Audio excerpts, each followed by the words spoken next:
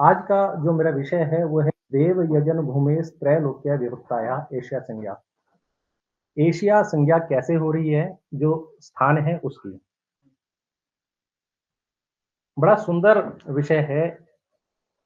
इंद्र विजय के विषय में क्या-क्या कहा जाए, जितनी बातें हैं वो केवल और केवल वेदों के ऊपर आधारित करके कही गई हैं। तो कोई ऐसी वस्तु नहीं है जिससे हमें लगे कि हमें कोई प्रमाण नहीं मिल रहा है। मैं थोड़ा-सा मधुसूदन ओझा जी के बारे में बताते हुए, वर्णन करते हुए आरंभ करूँगा। इनका जो जन्म है वो 1866 में बिहार के मुज़फ़्फ़रपुर जिले के गाढ़ा ग्राम में हुआ और इनका जो जन्म हुआ है वो ब्राह्मण कुल में ऐसे विद्वत परंपरा के धनी ब्राह्मण कुल में हुआ, जहाँ पर पूर्व परंपरा चली आ रही थी विद्वानों की। इनकी जो प्रारंभिक शिक्षा है वो पंडित वैद्यनाथ ओझा जो इनके पिता हैं, उनके संरक्षण में हुई। इनके जो चाचा जी थे, पंडित राजीव लोचन जी, वो जयपुर के महाराज राम सिंह जी के सभा के प्रसिद्ध विद्वान थे और निसंतान थे। तो 8 वर्ष की आयु में इन्होंने पंडित मधुसूदन ओझा जी को गोद लिया और इनकी शिक्षा-दीक्षा के लिए जयपुर ले आए। अब बात ये आती है कि जो छात्र हैं या जो बाल्यकाल में अवस्था में कौन व्यक्ति कितना विलक्षण बुद्धि वाला हो सकता है, ये ज्ञात उनके आरंभ के जीवन से ही हो जाता है। जब कोई भी प्रश्न किया जाता, तो वो युक्ति-युक्त उत्तर दे करके उसका समाधान करते थे। एक बड़ी छोटी-सी कहानी है। मुझे मेरी आदत है थोड़ी-सी कक्षा में भी कि मैं कुछ कहानियों के माध्यम से बच्चों को बताता चलता हूँ, जिससे मनोरंजन भी हो जाता है और उनका जो पुनः ध्यान अपने पाठ में लग जाता है। तो एक बच्चा था, उसके बारे में प्रसिद्ध था कि बड़ा मूर्ख है। क्यों मूर्ख है?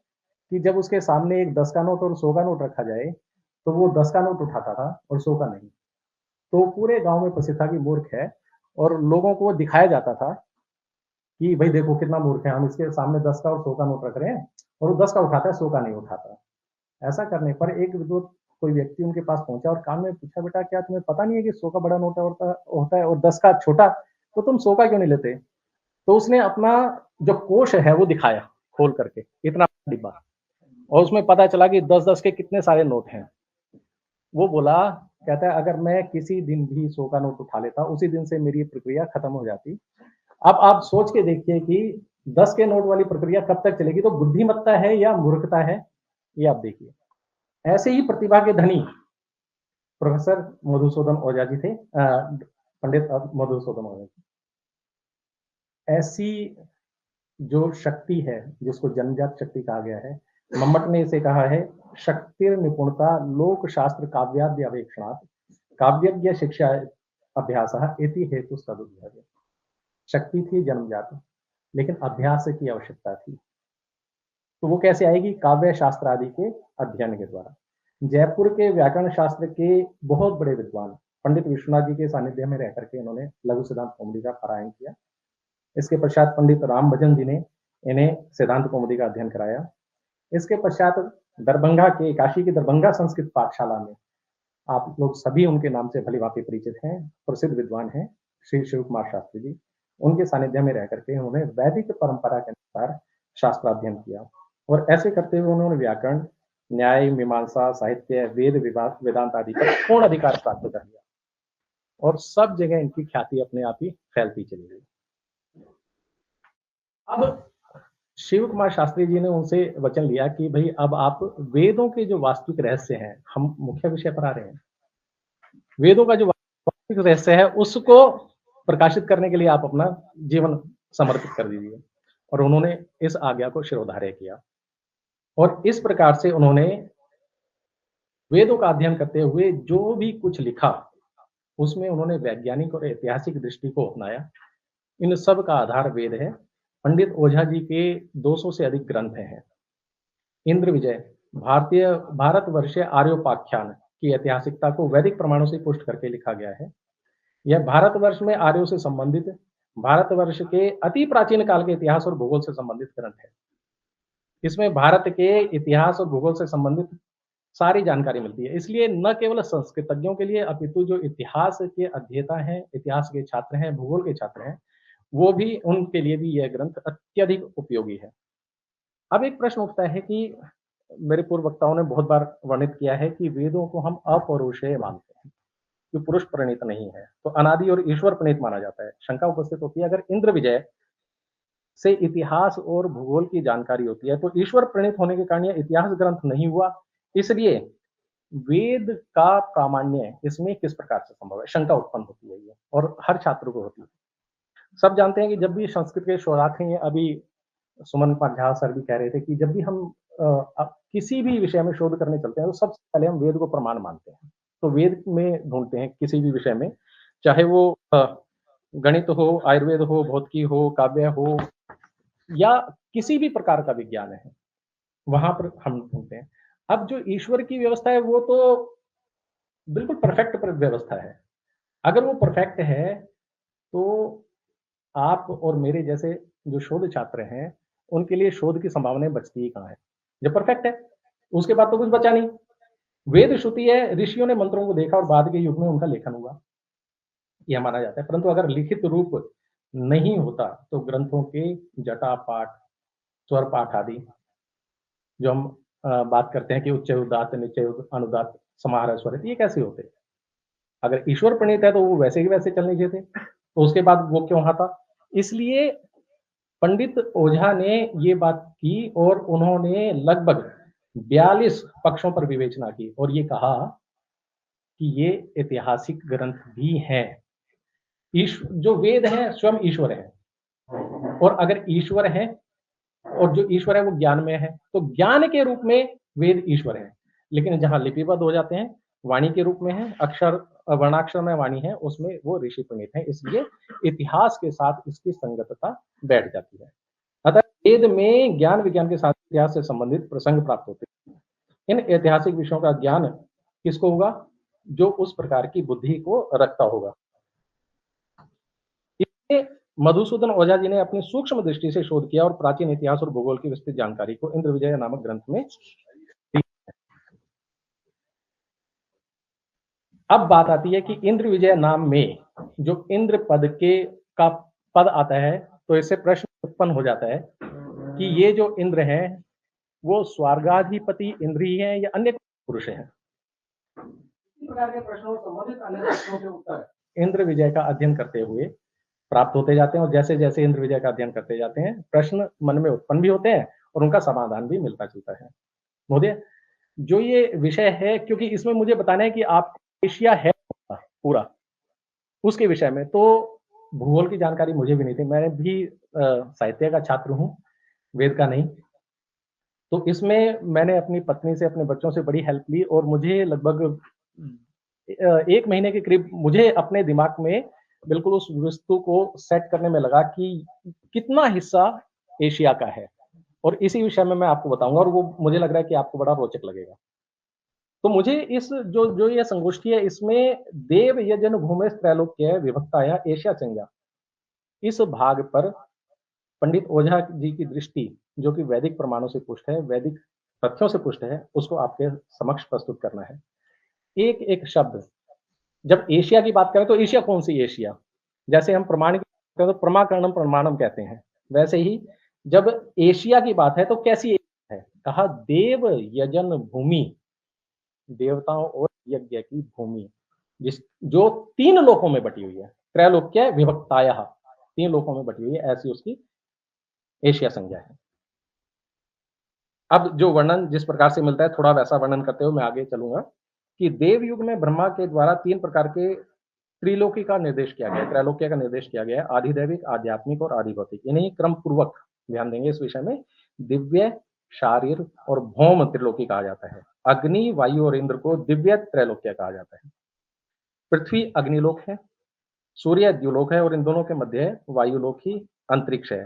इन तीनों लोकों के अधिष्ठात्री देव 33 हैं, जिसमें 8 वसु हैं, 11 रुद्र, 12 आदित्य और 2 अश्विनी कुमार हैं। दूसरा त्रैलोक्य शारीर है। देखिए, हम हमेशा बात करते हैं कि सूक्ष्म से हम स्थूल की ओर चलते हैं और स्थूल से हम सूक्ष्म की ओर आते हैं। जो त्रिलोकी है, एक दिव्य त्रिलोकी भी है, स्पष्ट है, एक मेरे शरीर में भी त्रिलोकी है, यथा पिंडे तथा ब्रह्मांडे की बात करते हैं, और एक इस पृथ्वी पर भी त्रिलोकी है, उसकी बात हम कर रहे हैं। तो दूसरा त्रैलोक्य शरीर है, यानी शरीर के स्थित में त्रिलोक। नाभि तक का पृथ्वीलोक, हृदय से कंठ तक द्युलोक और नाभि से हृदय तक मध्य या अंतरिक्ष। इस प्रकार शरीर में उदर लोक, हृदय लोक और शिरोलोक के रूप में त्रैलोक्य स्थित है। गुहा शिरो गुहा स्थित इंद्र द्वारा सभी प्राण नियंत्रित रहते हैं। इंद्र की पुनः बात आ गई है। शारीरिक त्रिलोकी भी दो प्रकार की है, दैवी और आसुरी। हम गीता में भी पढ़ते हैं, शायद 12वां अध्याय है जिसमें दैवी और आसुरी प्रवृत्तियों का वर्णन किया गया है। 16वां है, 16वां है जी जी, देवासुर संपदा। तीसरा त्रैलोक्य भौम त्रैलोक्य। अब हम भूमि की बात करते हैं। यह त्रैलोक्य पृथ्वी पर भी 3 प्रकार का है। इस भौम त्रिलोकी में मनुष्य, त्रिक योनि और देवता समाहित हैं। अब मैं थोड़ा स्क्रीन आपको शेयर कर दूं।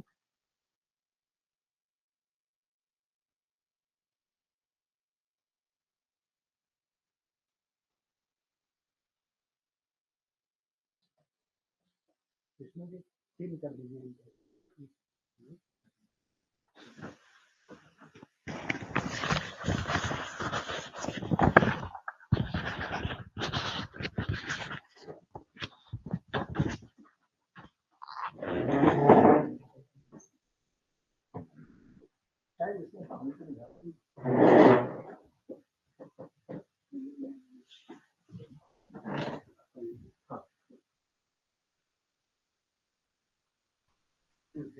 अच्छा अच्छा, ये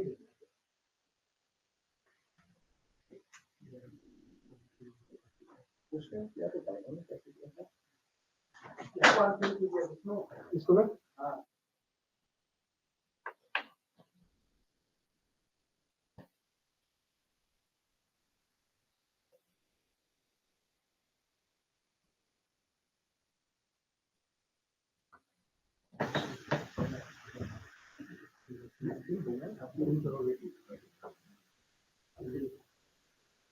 हाँ, हाँ, फिर वहां चला गया।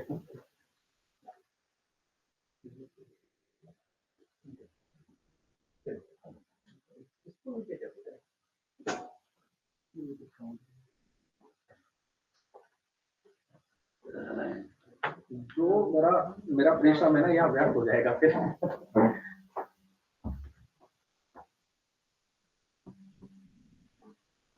ठीक, ये हो जाएगा ऐसे।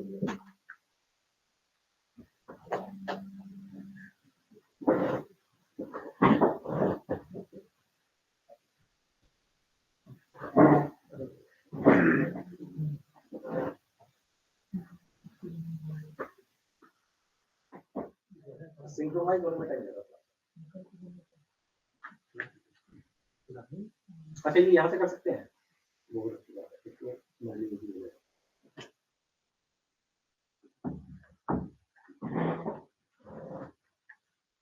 अब सबसे पहले तो हम ये देख लें कि एशिया है कितना। हम जब वर्णन करते हैं जम्बू द्वीपे भरतखंडे, जम्बू द्वीप है ये पूरा यहाँ से लेकर और ये पूरा यहाँ तक, यहाँ से और यहाँ उत्तर सागर प्लेन, ये पूरा जम्बू द्वीप है।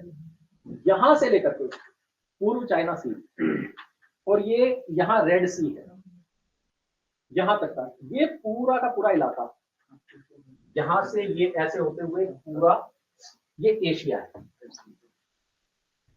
अब इस एशिया में जो भूम त्रिलोकी है इसमें मनुष्य, ये जो दक्षिण समुद्र से लेकर के हिमालय तक, यहां से लेकर के और यहां तक, ये इतना हिस्सा, ये आपका पृथ्वी लोक है। इसमें कई खास खास चीजें आएंगी, मुझे इसलिए दिखाना पड़ रहा है ये। इसमें कुछ पर्वतों की बात आएगी, मैं आपको एक पर्वत दिखा देता हूँ। ये टर्की है, लाल सी से अगर ऊपर जाते हैं टर्की है। यहाँ पर एक तारस पर्वत जिसका अभी मैं वर्णन करूंगा जो आएगा बीच में, तारस पर्वत है। और इसके बाद टर्की और आर्मेनिया की सीमा पर एक पर्वत है अरारात पर्वत, एक ये अलताई, यहाँ पर मैं दूसरा जब वो दिखाऊंगा आपको, यहाँ अलताई पर्वत है। और ये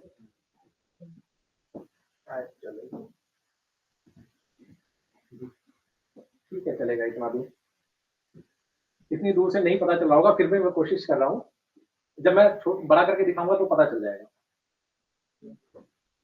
तो पृथ्वी लोक जो ये है इसमें मनुष्य रहते हैं और ये पृथ्वी लोक का अधिपति अग्नि है। हिमालय से लेकर के अलताई पर्वत, हिमालय से लेकर के यहाँ तक का अलताई पर्वत, यहाँ तक ये अंतरिक्ष लोक है जिसके अधिपति वायुदेव है। और अलताई पर्वत, ये मंगोलिया के पास की बात है सारी, मंगोलिया यहाँ से लेकर के और पूरा जो रशिया का पूरा इलाका है, ये सारा का सारा आपका द्यूलोक है। यहाँ पर सारे देवता निवास करते हैं और इसके अधिपति इंद्र है। शंभु मनु ने देवों के लिए त्रैलोक्य का विभाग किया। इस स्थान को एशिया के नाम से जाना जाता है। इस त्रैलोक्य में शंभु, मेरी आवाज आ रही होगी ना, उससे उसकी आवश्यकता नहीं होगी, जो है इतना ही है। इसके अलावा अंतरिक्ष और इसके बाद द्युलोक आ गया इसी में। इसी में है सारा द्युलोक वगैरह सब इसी में है। अभी मैं उसका वर्णन करूंगा आपको पूरा। चीन के पूर्व सागर यहां से और लाल सागर पर्यंत ये कितना हिस्सा, ये सारा का सारा एशिया के नाम से प्रसिद्ध हुआ। अब इस एशिया में आप सारे देश देख सकते हैं, भारत है, तिब्बत है, पाकिस्तान है, ईरान है, सऊदी है, अरब है, ये टर्की है, सीरिया है, इराक है, ईरान है, इधर मंगोलिया है, चीन है, रशिया है, कजाकिस्तान है, ये सारे देश हैं। इस त्रिलोकी में प्रथम लोक जो भारतवर्ष पृथ्वी है, दूसरा लोक हेमवत वर्ष, हेमवत हिमालय वाला हिस्सा है, ये अंतरिक्ष है। और उत्तर सागर से कुरुवर्ष तक, उत्तर सागर से लेकर के कुरुवर्ष पर्यंत ये सारा त्रिविष्टप द्यूलोक कहलाता है। अब जो आप वर्णन करें द्यूलोक की बात करें, इसमें पहला विष्टप यानी स्थान ब्रह्मा का है, द्वितीय विष्णु का और तृतीय जो स्थान है वो इंद्र का है। तो इंद्र सबसे ऊपर है। यहाँ सारी ये जो रशिया है इसके बीचों बीच पूरा साइबेरिया है, साइबेरिया से ऊपर का जितना इलाका है उत्तर समुद्र पर्यंत, ये सारा का सारा इंद्र का विष्टप है, इंद्र का स्थान है। इसलिए इस त्रिलोक में विभाजित जो देव यजन भूमि की एशिया संज्ञा हुई। देव यजन भूमि है, ये पूरी पूरी भूमि, हम जम्मू द्वीप में इसलिए कहते हैं ये पूरी पूरी देवों और यज्ञों की भूमि है, इसलिए इसकी त्रैलोक्य संज्ञा है। अब एक बात और आती है, एक बात आती है जब ओझा जी ने कहा कि क्षुद्र एशिया की बात करते हैं, तो क्षुद्र एशिया यहाँ पर ये जो मैंने अभी बताया आपको टर्की और आर्मेनिया के स्थान पास में, यहाँ पर बिल्कुल इस जगह पर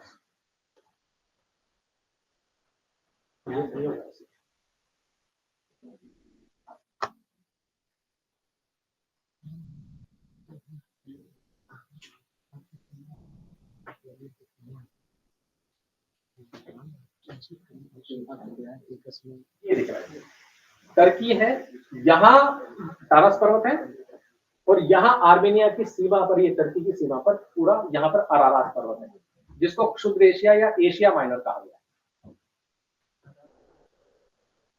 अब ये क्षुद्र एशिया क्या है, कहा कि जब जल प्रलय आई, जो कि हमारा वेदों में तो मिलता ही है, हमारे पुराणों में भी मिलता है, यही बाइबल में भी वैसी चीजें मिलती हैं, ऐसे ही कुरान में भी मिलता है।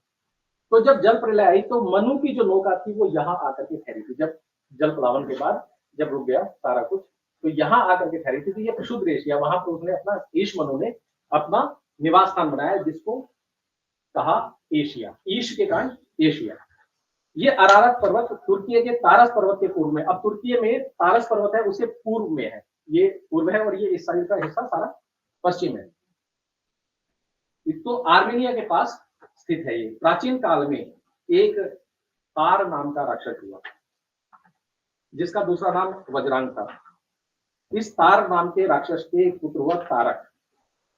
ब्रह्मा की कृपा से उसने तारस, अब मैं आपको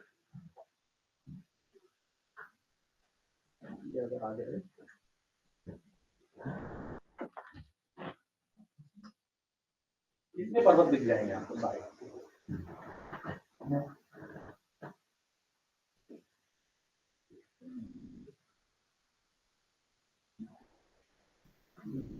ये यहाँ पर तारस पर्वत, ये अरारात पर्वत आर्मेनिया की सीमा पर है, इसमें ही तुर्की में। और उसके बाद ये अल्ताई रेंज है। और अगर हम इसको नीचे करें,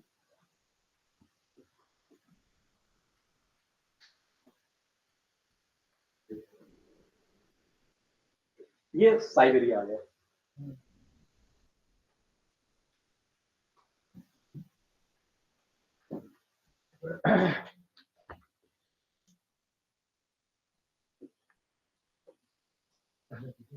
ब्रह्मा जी के पास से इस तारस पर्वत पर उसने अपना एक तीर्थ बनाया। जैसे एक हमारी जो देव स्थान है मनु का, वो अरारात पर्वत पर बनाया, ऐसे ही इसने एक अपना तीर्थ बना लिया और उसे देव स्वर्ग के नाम के अनुसार, इसको देव स्वर्ग कहते थे, तो यहाँ इसने कहा कि असुर स्वर्ग है। यहाँ देव और असुर, अब देखो देव और असुर क्या है। वस्तुतः जो मनुष्य है उन्हीं की 3 प्रकार की जातियां कही गई। जो उत्कृष्ट बुद्धि वाले हैं और उत्कृष्ट विज्ञान वाले हैं वो देव हुए, सामान्य बुद्धि सामान्य विज्ञान वाले मनुष्य हुए, उत्कृष्ट बुद्धि लेकिन कम विज्ञान वाले लोग वो असुर हुए। पर असुर थे बलशाली, और बल का प्रयोग तो आपको पता ही है, जिसके पास बुद्धि अधिक हो, विज्ञान कम हो। देवों के पास तो बहुत कुछ मिल जाता है, क्योंकि आप लोग जब यज्ञ आदि करते हैं तो दिव्य शक्तियां आपको प्राप्त होती है। देव हमारे किस प्रकार से बल को प्राप्त करते हैं, हम कहते हैं यज्ञ आदि जब करते हैं, जब यज्ञ में देवों का हिस्सा दिया जाता है तो वो बलशाली हो जाते हैं, उससे हमें सिद्धियां आदि प्राप्त होती है। लेकिन अब असुरों को तो वो चीजें उस ढंग से नहीं मिल रही हैं, तो वो अलग ढंग से तप करते हैं। तो अदेवों की 4 जातियां बताई, दैत्य, दानव, दस्यु और पणि, इसके विषय में। अब जिस प्रकार देवों ने पृथ्वी, अंतरिक्ष और द्युलोक के समान त्रिलोकी की स्थापना की, उसी प्रकार असुरों ने महिसागर, ये मेरिडियन सी है, इसी के साथ में यहाँ महिसागर कहा इसको, तो वहां पर इन्होंने अपना त्रिपुर बनाया। तो इस पर्वत पर, यहाँ टॉरस पर्वत पर इन्होंने 3 नगरी बनाई, सूर्यगिरी पर लोह नगरी, अंतरिक्ष में राजती नगरी और द्युलोक में तारस पर्वत पर स्वर्ण नगरी, ये ऐसे बनाया। ब्रह्मा ने जिस प्रकार देवों को 3 लोक दिए, उसी प्रकार असुरों को 3 प्रदेश, ये आपने सुना भी होगा अभी कि अमरोक, अपरोक और यवरूप, यानी अमेरिका, अफ्रीका और यूरोप, जो कि पश्चिम के देश हैं, वो दिए। अब यहाँ पर समस्या आरंभ हो जाती है, यहीं से समस्या आरंभ होती है। होता क्या है, जब ये यहाँ रह रहे हैं, अफ्रीका से जो लोग आते हैं यहाँ, अब वो क्या करते हैं, वो चाहते हैं कि भाई जो सारा स्थान है ना हमें ही मिल जाएगा। अब वो क्या करते हैं, यहाँ पर आकर असुर अपने स्वभाव के कारण झगड़ा करना आरंभ करते हैं, देव त्रिलोकी पर भी आधिपत्य चाहते हैं। तो इन्होंने क्या किया, दिमाग लगाया, उन्होंने क्या किया कि यहाँ से आकर के इधर अरारत पर्वत के आसपास एक शंभु मनु का तीर्थ बना दिया और कहते हैं हम तो जी मनु को नमस्कार करने आ रहे हैं। हम मनु को नमस्कार करने आ रहे हैं तो ठीक है भैया, आओ, नमस्कार करने से किसने रोका। लेकिन जैसे जैसे नमस्कार करते हैं वो धीरे धीरे वो आधिपत्य जमाना स्टार्ट करते हैं, झगड़ा करना स्टार्ट करते हैं। उनमें बल अधिक है, तो बल के कारण इन्होंने वहां पर इसी को एशिया माइनर और क्षुद्र एशिया कहा है, इसको जीत लिया और तब से वह असुर देश हो गया। असुरों के वंश में रोमक नाम का असुर हुआ और उस असुर ने प्रांतों का विभाजन किया, जिसके कारण से बहुत सारे देश हुए, जिसमें आर्मेनिया, कुर्दिस्तान, शाम देश, अरब, फिलिस्तीन, मेसोपोटामिया आदि, ये सारे के सारे यहाँ पर। अब हम पुनः अगर पिछले उस पे चलें, इस पर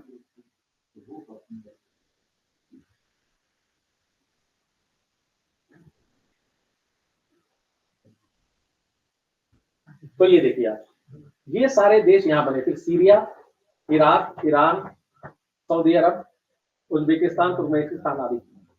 तो जो आर्मेनिया है वो कुर्दिस्तान यानी ईरान, शाम देश यानी कि सीरिया, अरब, फिलिस्तीन और मेसोपोटामिया यानी कि इराक, ये असुरों के युद्ध के कारण अरारात पर्वत पर जूदी नामक पर्वत, इसको अरारात पर्वत का नाम अब रख दिया है, जो यहाँ पर अरारात पर्वत था उसका नाम रख दिया जूदी। तो अब ये आप देख सकते हैं कि इसी इलाके में सबसे ज्यादा देव और असुरों के युद्ध हुए, सबसे ज्यादा 12 महासंग्राम हुए, जिनके नाम है आड़ीबत, कोलाहल, हालाहल, समुद्र मंथन, त्रैपुर, बांधक, तारक, वृत्रासुर, ध्वज युद्ध, बलिबंध, हिरण्याक्ष, नृसिंह युद्ध आदि। ये सारे के सारे युद्ध इसी इलाकों में हुए। अब हम ये देख सकते हैं कि जो असुर हैं उनका स्वभाव है कि स्वार्थ सिद्धि का स्वभाव होता है और दूसरे की जितनी संपत्ति है उसको हड़पना। और देवों का स्वभाव क्या है, दया करना, शांत रहना। इस कारण से वो बलशाली होते गए और उन्होंने आगे आगे स्थान जीत लिए। तो देवों और असुरों के बीच में इन्हीं स्थानों पर 12 युद्ध हुए और उनमें 5 तो एक ही वंश के साथ हुए, हिरण्यकशिपु के साथ में। पहले हिरण्यकशिपु को नृसिंह रूप में विष्णु ने मारा, फिर इनके पुत्र प्रहलाद विष्णु शरण में आए। अमृत मंथन के समय में इंद्र ने प्रहलाद को जीता। विरोचन जो था बलशाली था, तारकासुर संग्राम में मारा गया, फिर बलि को वामन अवतार में विष्णु ने पाताल में भेजा। अब एक बात और आती है, जब ये सभी के सभी पुरुष ही हैं, देव हैं, दिव्य शक्तियों से संपन्न है, लेकिन देव है तो मनुष्य ही ना, रूप परिवर्तित कैसे कर लिया? जब हम कहते हैं ऋषि अवतार में आए या वो मोहिनी अवतार में आए, मोहिनी रूप का धारण किया, तो कैसे किया? तो असुरों ने ये सब मैं जो बोल रहा हूँ ये सारा का सारा इंद्र विजय में मिला है और वेदों के आधार पर है, इसलिए इसमें कोई गप नहीं है, कोई अतिशयोक्ति नहीं है। अतिशयोक्ति हम करते हैं, आख्यानों की बात हम करते हैं, लेकिन ये रेव का जो संदर्भ है गरज जी आपका, तो उसमें है ये। बिल्कुल रेव का संदर्भ किसका? देवों का। ऋषि रेव का संदर्भ है आपका जो टॉपिक है। वो मेरा टॉपिक उन्होंने दूसरा बताया, मेरा है एशिया संग्रह, अभी चेंज किया है। अच्छा, ये विजन में मेरा यही विषय था, ये विजन भूमि में एशिया एशिया वो है। तो अब ये है कि ये जो करते हैं ऐसे रूप परिवर्तित, वो कैसे है? तो कहा कि असुरों ने प्राचीन समय में 96 कलाओं का प्रकाशन किया था, उसी प्रकार से देवों ने 64 विद्याओं का आविष्कार किया था। इन्हीं 64 विद्याओं में एक विद्या आकृति परिवर्तन नाम की विद्या थी। देवयुग में जैसे योग माया के नाम से जाना जाता है। इसी विद्या के बल पर विष्णु ने वराह, मृत्यु और सुंदर स्त्री मोहिनी का रूप धारण किया। नारद सुपांच रात्र एक ग्रंथ है, उसमें 5 प्रकार के ज्ञान का वर्णन किया गया है। निर्विषयक ज्ञान जो है वो शुद्ध परब्रह्म का ज्ञान है, शुद्ध ज्ञान।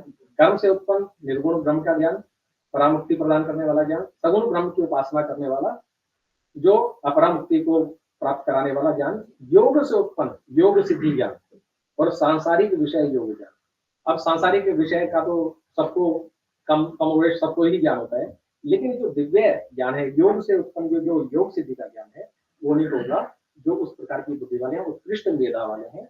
इसीलिए ऐसा ज्ञान है तपस्वियों को, योगियों को, ऋषियों को, देवों को होता है और उन्हीं को प्राप्त होता है। इसलिए सृष्टि की को रचने वाली विद्या के समान आकृति परिवर्तित करने वाली जो विद्या का वो योग विद्या है और इसी से विष्णु ने नरसिंह रूप आदि का रूप धारण किया। जब तक षंड और अमर्त दो पुरोहित थे जो असुरों के थे, वे रहे, तो कभी असुर जीते और कभी हारे, परंतु जब भृगु यानी शुक्राचार्य जब असुरों के पुरोहित हुए तो तब से अधिकतर असुर ही विजय रहे। इस विषय में एक बात और आती है कि जो अन्न की चर्चा आती है। अब हम कहते हैं कि अन्न के द्वारा जो, मैं ज्यादा समय तो नहीं ले रहा हूं, बोलिए। अच्छा, जो अन्न जो है वो अन्न के द्वारा देव पुष्ट होते हैं, तो ऐसे ही राजा टैक्स के रूप में अन्न आदि को ग्रहण करता है और सारी प्रजा को देता है। तो ऐसे ही इंद्र जो अधिपति है वो सबसे अन्न ग्रहण करता है और एक जगह इकट्ठा रखता है, तो उस अन्न की सुरक्षा करते हैं वामदेव। तो इसीलिए उस अन्न को वामान्न भी कह दिया जाता है। तो हुआ क्या कि अब असुरों को भी अन्न की आवश्यकता है, वो तो इतना उपजाएंगे तो नहीं, तो उनको वहां से जरूरत है, तो वो क्या करेंगे? लूटेंगे ही। तो लूटने के लिए जब आ रहे हैं तो उसने क्या किया कि वामदेव के अन्न का हरण कर लिया। अब इंद्र और विष्णु ने आपस में मंत्रणा की। इंद्र से वहां पे प्रसंग आता है कि इंद्र क्या करते हैं, कहते हैं भाई मैं असुरों का नाश करता हूँ। तो विष्णु से पूछा आप क्या करते हो? कहते हैं मैं उनके अन्न का हरण करता हूँ। तो दोनों ने अपने कार्य निश्चित किया, आपस में मंत्रणा करके विष्णु ने अन्न का हरण किया और जो इंद्र है उसने उनकी जो 21 पाषाण में नगरियां बताई हैं, जो वसुधारा जहां पर अन्न रखा जाता था देवों का, और जो वराह की नगरी है, उन दोनों के बीच में 21 पाषाण में नगरियां हैं, उनका नाश किया और वराह नामक असुर का नाश किया। तो विष्णु है अन्नकुल का लोकपाल। अब बात हमारी ये आ रही थी कि हम इतनी बातें तो हमने कर लिया, हमने कहा कि एशिया यहाँ से वहां और वहां से यहाँ तक जम्बूद्वीप है ये। अब आर्यों की बात करते हैं कि आर्य बाहर से आए। भैया बाहर से आए नहीं, जब इतना पूरा प्रदेश आपका था तो आर्य की उत्पत्ति कहीं बाहर से तो है ही नहीं। हाँ, ये बात जरूर होती गई कि जैसे जैसे वो जीतते गए और देवों का स्थान कम होता चला गया, नीचे आता गया, कम हो गया स्थान इनका। यहाँ पर आप अभी भी देखो कि जितनी लड़ाइयां लड़ी जाती हैं, भारत आज भी शांत देश है पूरे विश्व में। कहीं भी आप देख लीजिए, हर एक की किसी न किसी से लड़ाई हो रही है, लेकिन भारत अभी भी उसी प्रकार से शांत है। लेकिन यहाँ इन देशों में लड़ाई होती रहती है। यहाँ पर ये जो रूस है उसके साथ में यूक्रेन के साथ में लड़ाई इसकी चलती रहती है। अब बात ये भी आती है कि भाई हम आख्यानों की बात करते हैं कि आख्यानों के अनुसार ही सारी बातें करते हैं। बहुत सारे जो पाश्चात्य विद्वान हैं वो ये कहते हैं कि भैया तुम तो इतिहास पुराणों की बात करते हो, वेदों की बात करते हो, आख्यानें मिथ हैं सारी की सारी। तो इस विषय में मैंने एक बार चर्चा की थी कि पंचतंत्र की जो कहानियां हैं उन्हें भी मिथ समझा जाता है। एक राजा हुआ, उसने उसके जब 3 पुत्र हैं, वो कहते हैं कि भाई वो पढ़ाई वढ़ाई नहीं करना चाहते हैं, लेकिन उनको राजा तो आगे बनना ही है, तो उनको पारंगत कैसे किया जाए, राजनीति की शिक्षा कैसे दी जाए। तो मंत्री ने कहा कि भैया आप उनको विष्णु शर्मा के पास ले जाओ, वो उनको पारंगत कर देगा। अब उसके पास जाकर के राजा ने अपने बच्चों को छोड़ा और उसने ये देखा कि भैया ये तो खेल मेल में लगे रहते हैं या जानवरों के साथ खेलने में लगे रहते हैं, तो उनको पढ़ाया कैसे जाए। तो उनको उन्हीं जानवरों पर आधारित कहानियां उसने रची और उसके हिसाब से उनको राजनीति की शिक्षा दी। अब हम करते क्या है कि आख्यानों में की बात करते हैं, अन्य चीजों की बात करते हैं, तो हम जो राजनीति की बात है वो तो पीछे छोड़ देते हैं। हम तो ये कहते हैं भैया वो पशु पक्षियों की कहानी है उसमें, लेकिन उसके अनुरूप उसने शिक्षा दी है आपको राजनीति। ऐसी वेदों में आपके पास सब कुछ है, हमारे पास वैसी दृष्टि होनी चाहिए, दृष्टि होगी तो वो सारी चीजें हमारे पास निकल करके आएंगी। कोई कठिनाई नहीं है। जब हम पुष्पक विमान की बात करते हैं, अदृश्य विमान की बात करते हैं, ठीक है, हमारे पास सारी चीजें अभी उपलब्ध नहीं है, क्योंकि जो प्रक्रिया ग्रंथ है, जैसे प्रक्रिया हुई कि कैसे वो बना, वो नहीं है, केवल नाम मात्र मिल जाता है। इसलिए वो सारी चीजें हैं, लेकिन वो पुनः जैसे ही उजागर होंगी बाहर सारी चीजें निकल आएंगी। पहले भी कहते हैं कि जो वैदिक ऋषि थे, तो ऋषि तो थे, वो वैज्ञानिक कैसे हो सकते हैं, लेकिन वो वैज्ञानिक भी थे। आज के शिक्षक भी जो तकनीकी जैसे DTU वगैरह में काम करते हैं, टीचर है तो शिक्षक ही ना, नाम तो शिक्षक है, लेकिन वो तकनीक की शिक्षा देते हैं। तो वैसे ही जो वैदिक ऋषि थे अपने आश्रमों में वो विज्ञान की शिक्षा भी देते थे, वो सब पारंगत थे। एक वर्णन हो रहा है, मैं हैदराबाद गया था, तो वहां एक बड़ी अच्छी मूर्ति लगी हुई है संग्रहालय में। तो रोम की मूर्ति कला का प्रदर्शन किया था कि भाई रोम में इतनी सुंदर मूर्ति होती थी। तो 18वीं शताब्दी और 19वीं शताब्दी के आरंभ तक तो ये समझते थे कि भारत में तो मूर्ति कला वगैरह कुछ नहीं थी, सारा कुछ नहीं था। लेकिन फिर पता चला कि जब जैसे ही खजुराहो की और अजंता एलोरा की गुफाओं का पता चला, तो पता चला भैया इनकी तो मूर्ति कला कितनी आगे तक थी, कितनी दूर तक थी। आज भी जो हम मिस्र की सभ्यता और मेसोपोटामिया की सभ्यता को कहते थे कि बहुत पुरानी सभ्यता है, लेकिन आपकी जब सभ्यता की बात आती है और जब पता चलता है, जब खुदाई वगैरह होती है, अवशेष मिलने स्टार्ट होते हैं, तो राखीगढ़ के में जब अवशेष मिले तो पता चला कि 7,500 साल पुरानी तो आपकी पुरानी सभ्यता